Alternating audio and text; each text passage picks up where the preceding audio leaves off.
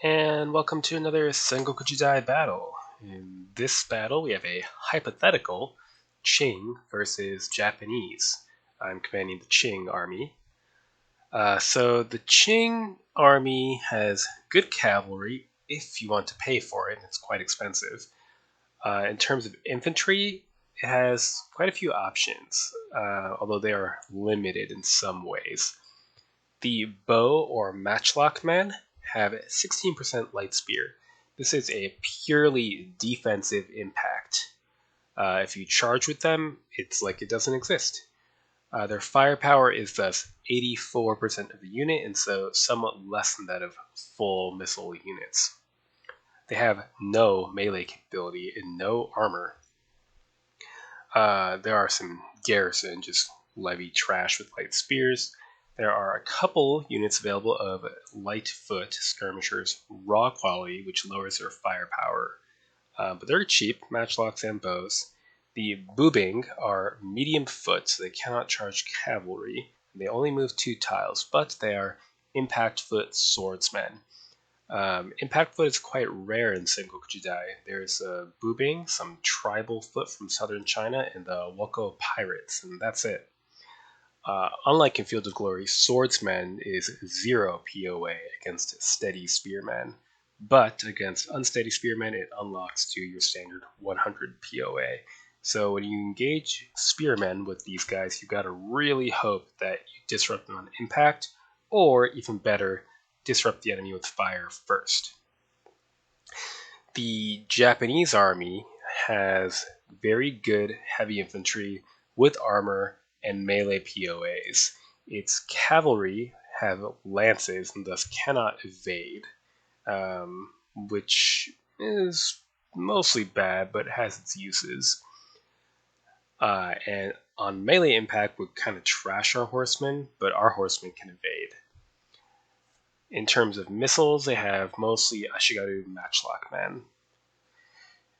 We also have a distinct superiority in artillery, although to be honest, I tend not to spend points on artillery because I like the option of using both defensive or offensive tactics as I choose. If you invest a lot in artillery, you're kind of locked into defending. I don't know if I want to do that. So first we need to decide on how much infantry versus cavalry. I do want the Bubing. They're quite good. And let's see. 40 points is kind of a lot, but I think skirmishing light horse could be extremely annoying, so we'll consider that. The Japanese are armored, so I probably want matchlock men.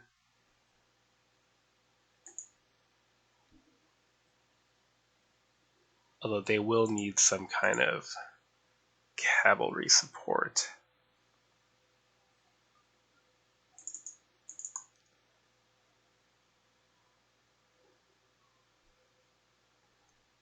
I'll take some bows too, they're cheap.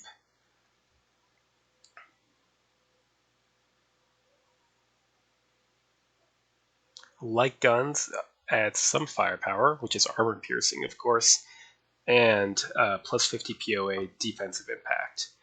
I think with the remaining 185 points, I will invest in cavalry, and I will ignore the artillery, which perhaps is foolish, but I'd rather have the flex of cavalry. We have a lot of choices. We have both armored and unarmored, superior and average, small and large size units. I think a small superior unit is worth it. Armor is useful against bows, but by this late period, the Japanese army is mostly fielding matchlocks and not bows, so I'm not that worried about that. And of course, armor is good in melee combat, but I do intend to use my cavalry to harass with archery or close in for flank attacks or versus already disrupted units. So I'm not that worried about spending points on armor. 93 points, kind of an awkward number to have left over. Do I want guns? No, I don't think it's worth it. Maybe 1 light artillery, and then invest in either armored bannermen, or I could use these 69 points to invest in a mob of not very good infantry or light bannermen.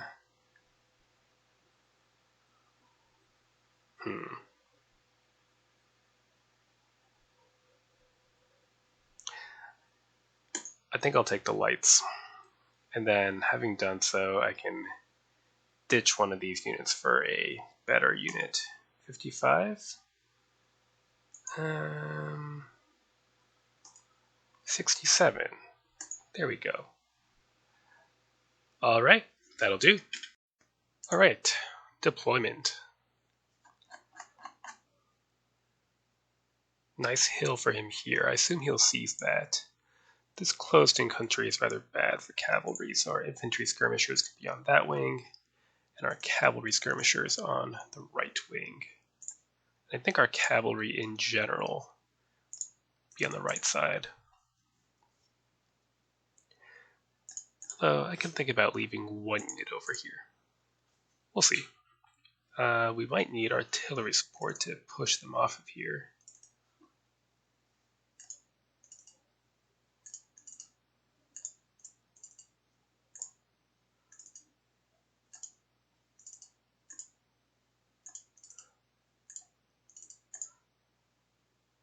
These raw units I don't really trust that much.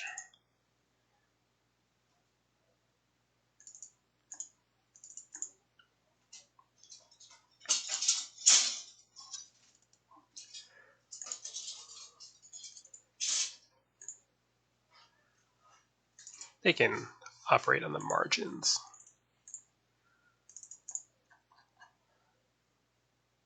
Okay, we'll just kind of push forward and try to pressure this wing.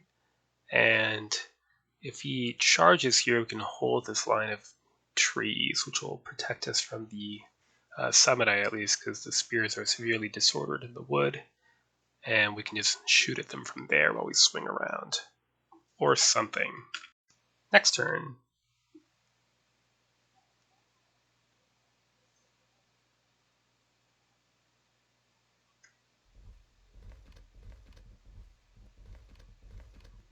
Alright, pretty standard heavy spear line. Cavalry to face my cavalry.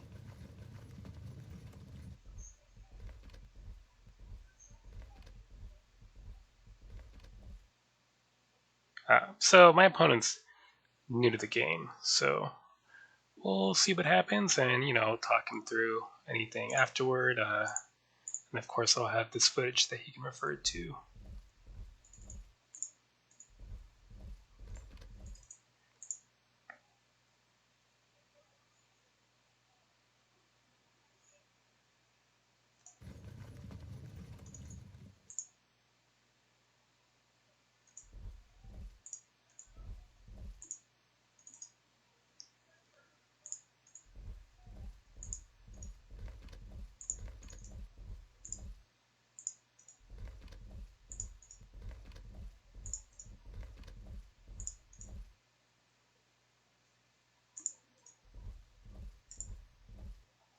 Alright, our light horse will harass his spear cavalry, so he can just evade if charged.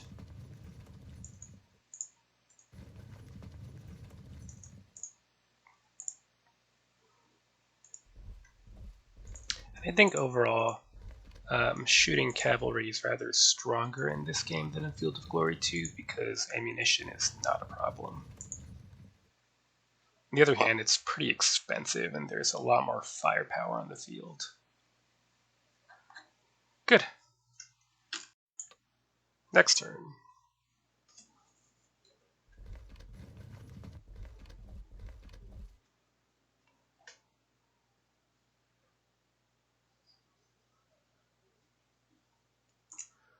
Alright, if he stands, it's no big deal. We can force movement easily enough with our lights.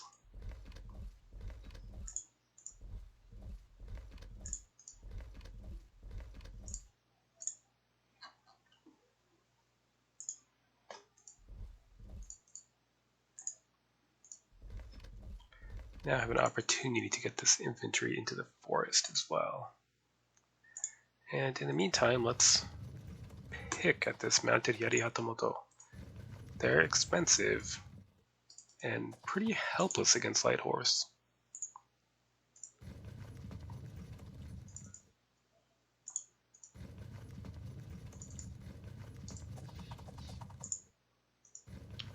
We have our non-light horse on hand, so that if he charges, the pursuit could take him to a spot where maybe we can hit him in the flank.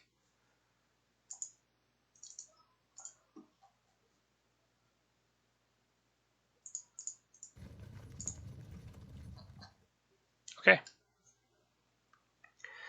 That's good for now. He'll need to either push or commit more to this flank to deal with all this cavalry. He needs to at least get these matchlock men over here, but I think he might be just doomed by army composition, to be honest, because I have so many evadey cavalry and he can't do anything about them except stand and get shot at, in which case his alternative is to charge to engage my men in melee, which theoretically he could have a chance at, but he would have to pass through a lot of cannon fire, archery, and musketry before closing into melee contact. Next turn.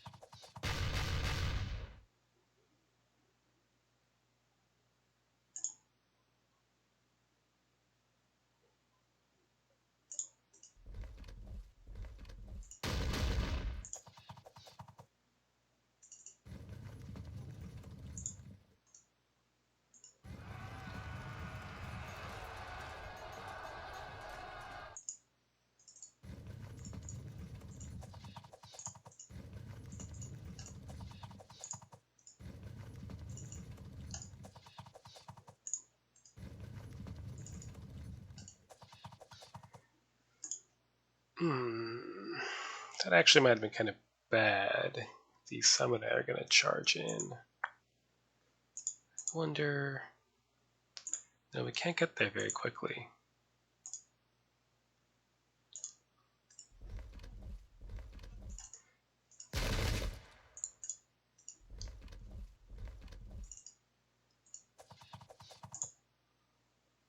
Let's see if we can't force something to happen.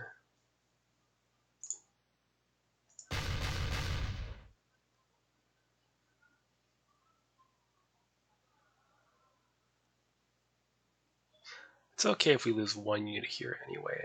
We'll take out a couple. Next turn.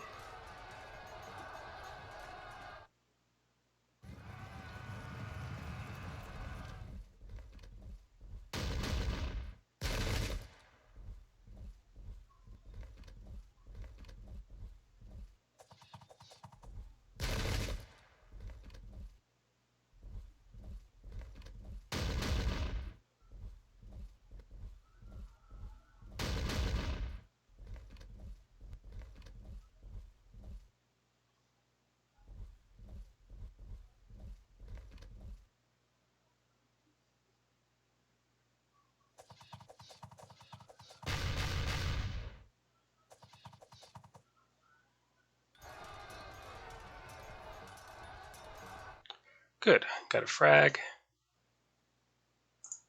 Can continue to harass here.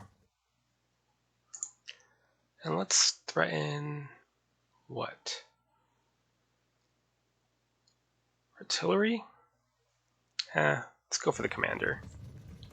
Not likely that a light horse can actually take these out, but it'll be a distraction. These are medium foot. Medium foot cannot charge cavalry, so we are safe to do this.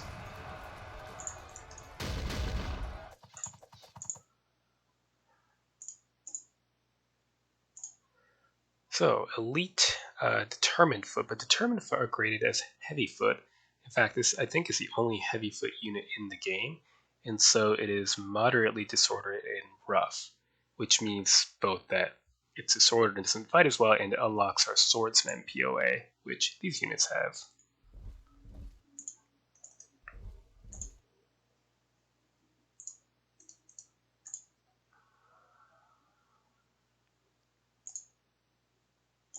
So we'll give it one more turn, I think, and then we'll move these two units out. Over here, there's really no reason to close in with my skirmishers. We can keep our distance and just be annoying.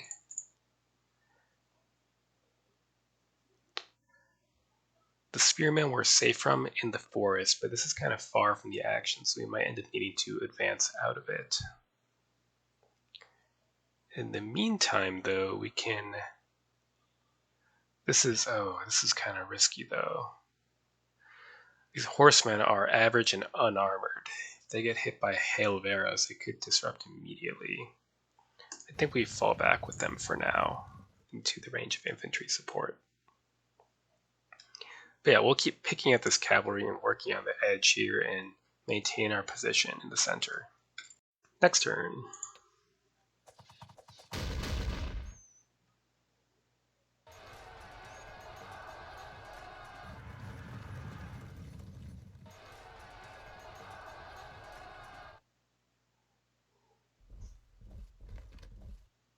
He's brought his swordsmen up to fight in the wood. They'll be at an advantage as I have no melee POA.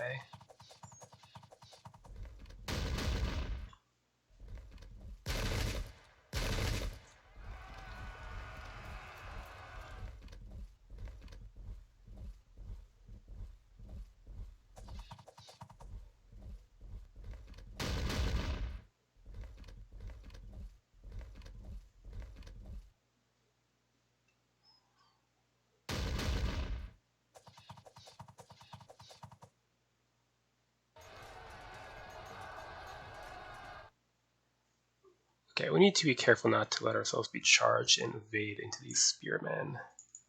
So to that end, we'll shuffle about.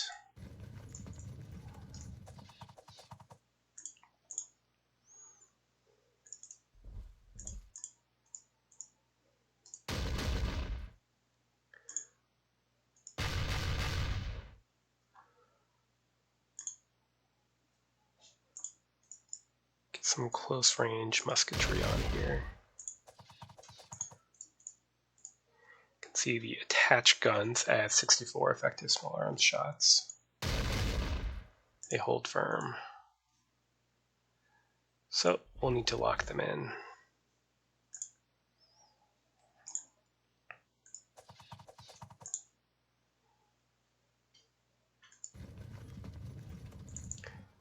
Let's threaten a flank attack here and force some kind of movement. And if they push in, we can maybe bring this unit out as well. Maybe not, though. This is kind of threatening. They can move pretty quickly.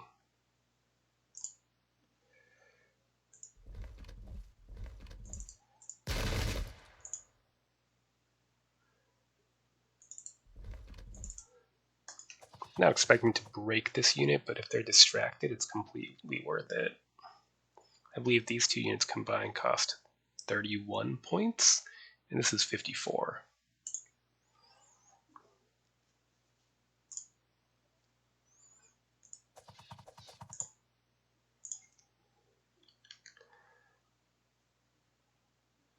They're moving to intercept, and now the guns are unprotected. So we'll go for those instead.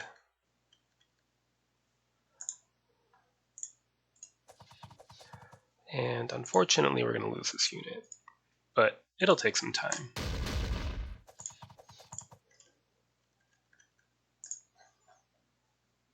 Okay. Alright, next turn. So, Consard, he's a brand new player. He says, sees 3 problems, I'm good. Thank you. I have no idea what to do. Well, he's new. A lot of rough terrain, and you are full of medium infantry. Sort of. Both sides are full of medium infantry.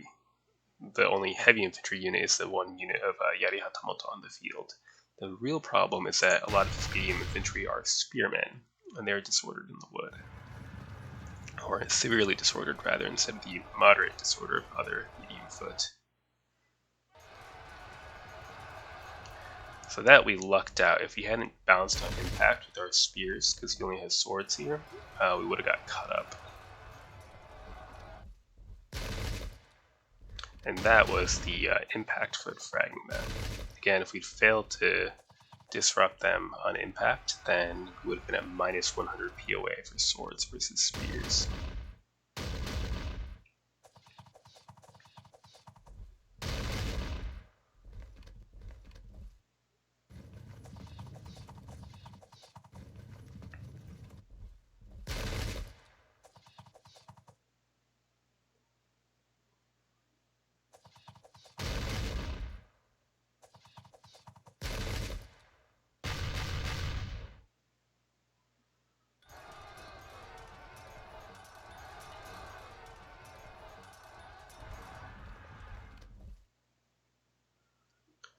Okay.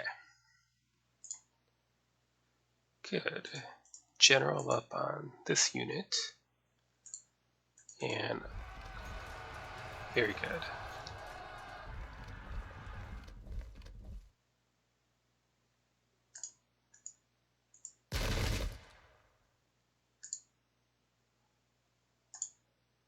Huh.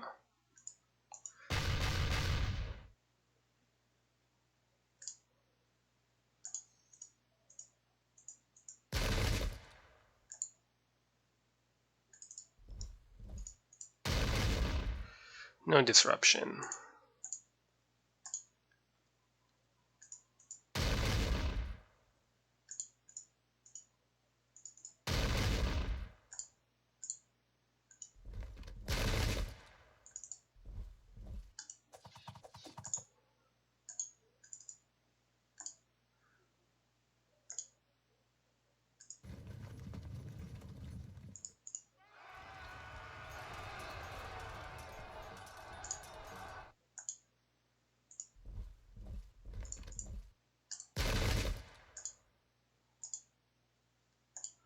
Do we come out to fight this unit with our 3 units?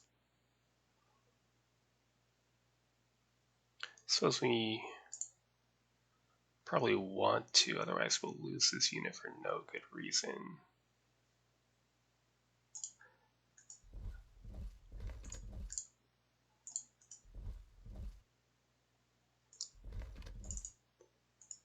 Let's just sacrifice one of these units in exchange for saving our cavalry.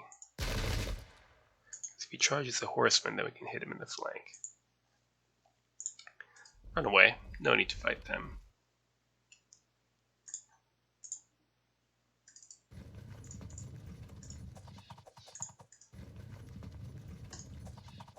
There we go. Disperse the guns. If they have non-light friendly infantry next to them, they count as protected and they will not disperse, but that was not the case.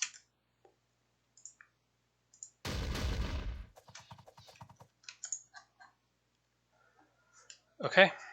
I'll write out a little note to my opponent. He's new, so I should definitely, let him know, like, the POA differences and the disorder stuff.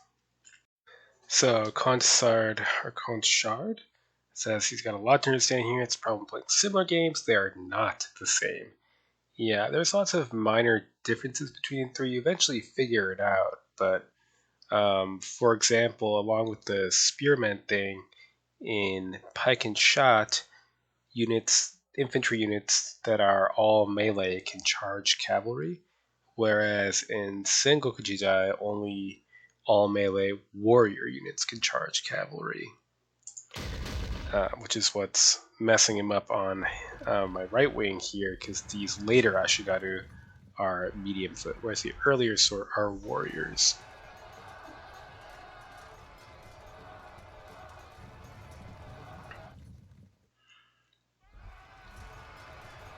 Yeah, so we're even on impact, or even-ish, as Light Spear is a impact capability, but once in melee he'll be at a plus 100 POA. Ouch. And yeah, even disrupted. They disrupted our steady troops on impact.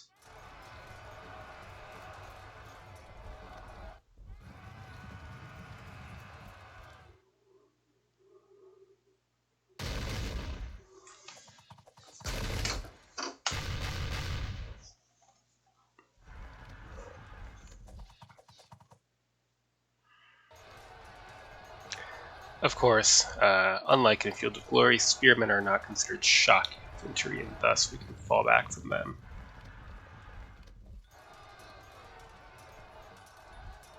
Twice.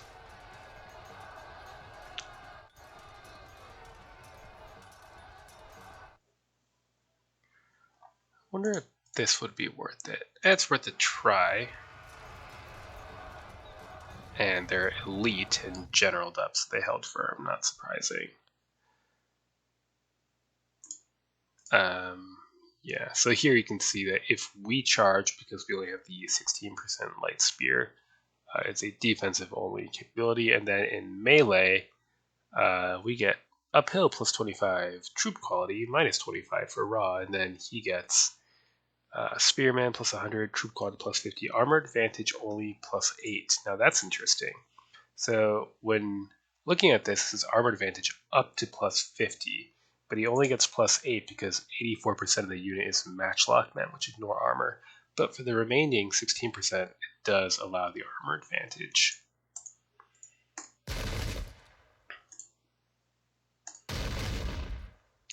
Now we can quick try to frag this unit before it can get into contact with us. There we go. Keep pouring in arrows and cannon fire.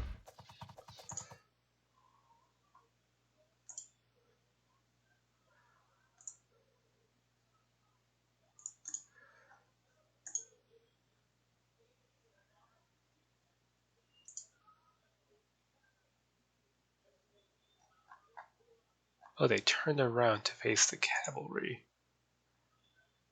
Interesting. Well, get him out of there.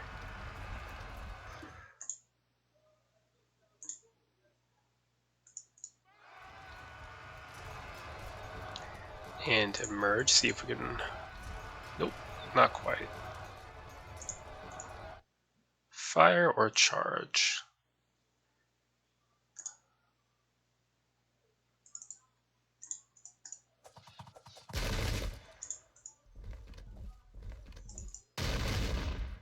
Good. Here we can lock this unit in.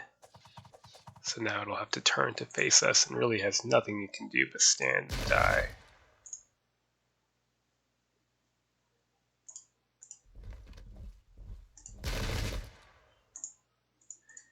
Might disrupt. Not yet. And I guess you can start turning yourself around. So this is pretty much over. You know, this is a learning match for my opponent. It's his first time playing multiplayer in this game. I think he's played Field of Glory. So, you know, I feel sort of bad that he accepted my match, but he doesn't seem to feel bad about it at all. So hopefully he learns some stuff and keeps at it. Alright, we're getting a endgame message. Quite a disaster. Thanks, I'm starting to understand some of the nuances. Next time. I'm glad that he's happy to play next time. It can be a punishing game when you're starting out.